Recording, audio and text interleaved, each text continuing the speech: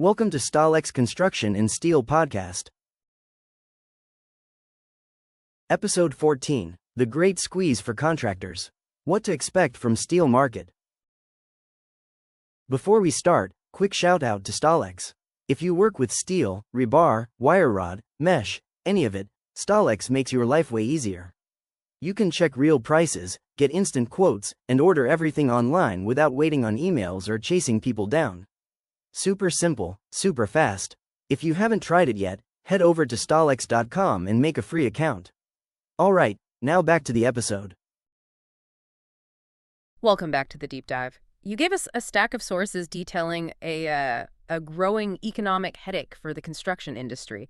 And it's really not the kind you can fix with an aspirin. We're staring down an incredibly painful profitability squeeze that is hitting contractors right across the board. It's more than a headache. It's like a repeating fever that just keeps spiking.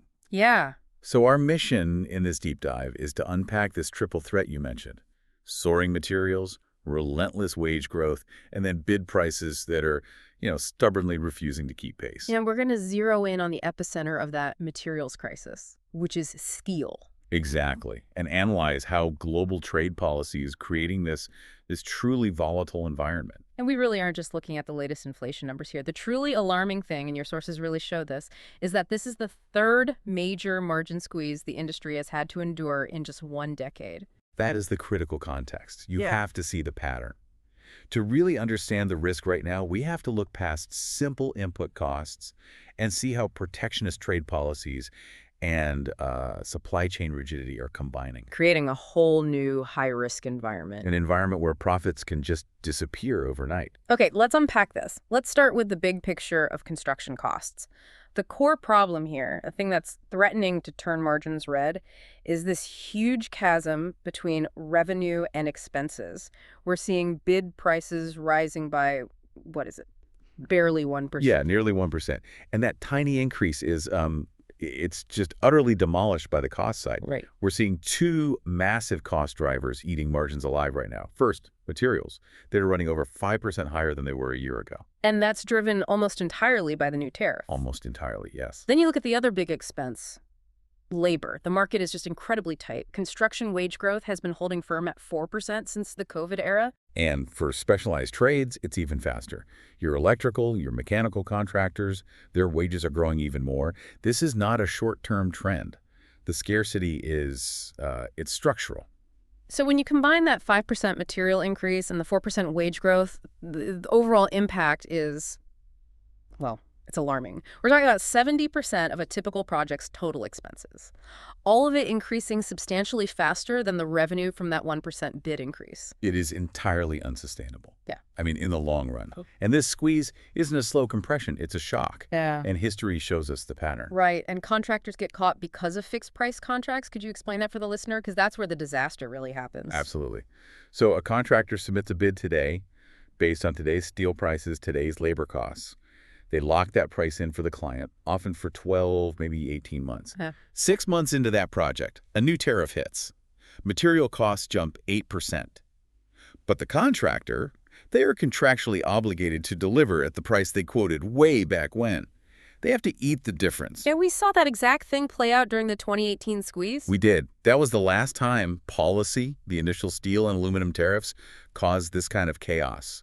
Material costs spiked 8% year over year at their peak, while bid prices only rose by half that. And if 2018 was a policy spike, then 2021-2022 was just pure supply chain chaos. That's right. Unprecedented volatility.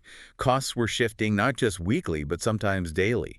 The lesson from both of those periods was supposed to be about risk management, about better contracts. So the pressing question now is, how long can contractors survive this third round? Because unless bids start moving, something has to break. And that's where the strategy has to shift. You can't control labor scarcity, but you can try to manage materials. And when we talk materials, one commodity is driving the bus right now. Steel. Steel. Okay, transitioning here. Let's talk steel. It is so central to these costs. Building and infrastructure, that accounts for over half of global steel usage, right? So when steel sneezes... Construction catches a cold, a bad one.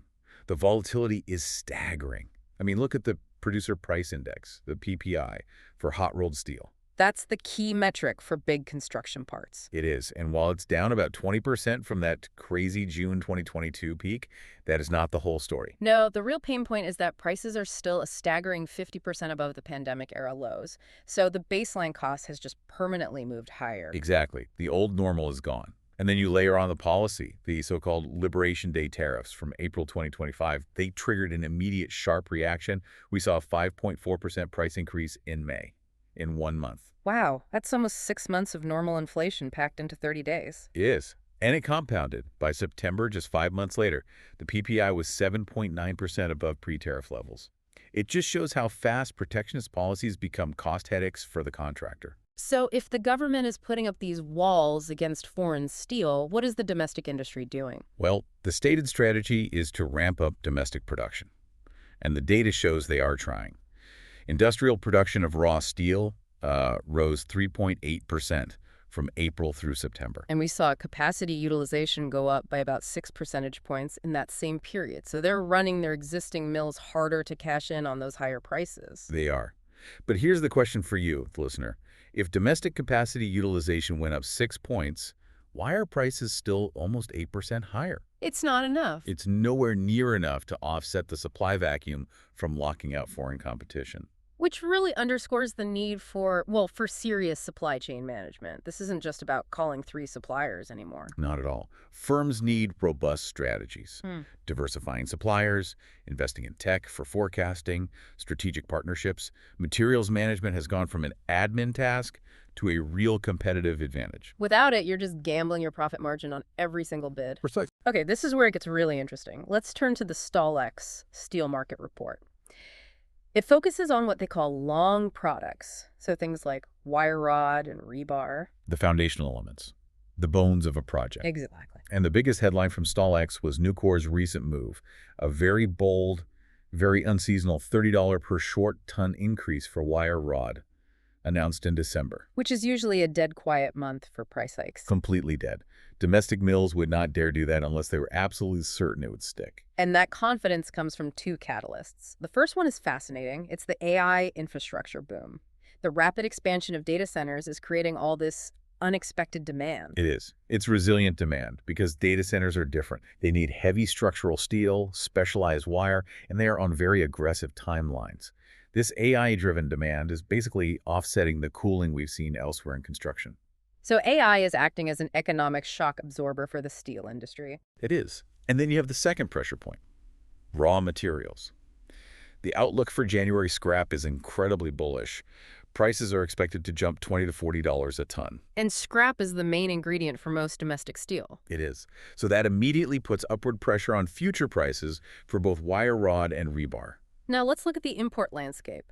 The StaalX report says import volumes have been, roughly halved? Roughly halved compared to the highs of early 2025. The trade war has actively reshaped the global supply map coming into the U.S. Malaysia and Vietnam are still shipping, but, for example, North African mills have largely disappeared. The cost and risk are just too high. And we have to talk about rebar, which is so key for infrastructure. The report mentions a blacklist from all the anti-dumping cases. In recent weeks, there were 0 recorded imports from places like Vietnam, Egypt, Algeria, or Bulgaria. The cost of fighting these cases is prohibitive. Just look at the recent preliminary determination against Algeria, a staggering 127.32% duty rate. That number sounds technical, but it's brutal. A 127% duty doesn't just block competition, it's like sending a policy missile at a country's ability to ever compete in this market again. That's precisely the effect. It structurally locks them out. Which brings us back to the domestic mills. They have healthy backlogs, long lead times, and that fear of price-inviting imports, cheap foreign steel, it's gone. It's vanished.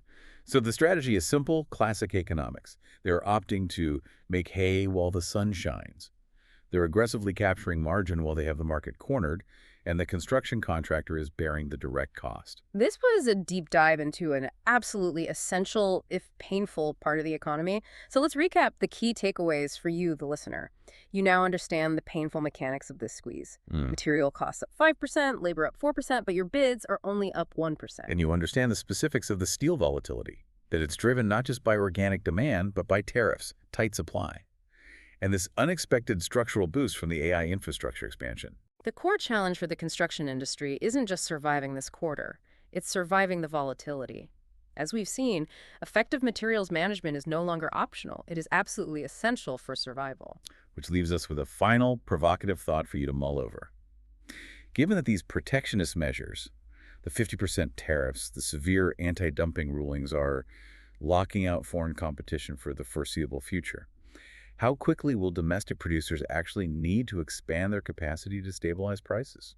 And what happens to overall construction costs if that sustained investment, in new mills takes 3 or 4 years? That gap is the real risk the industry faces right now. Indeed. We look forward to exploring your next deep dive. Until the next deep dive. Thank you for listening. Explore more at www.staalx.com.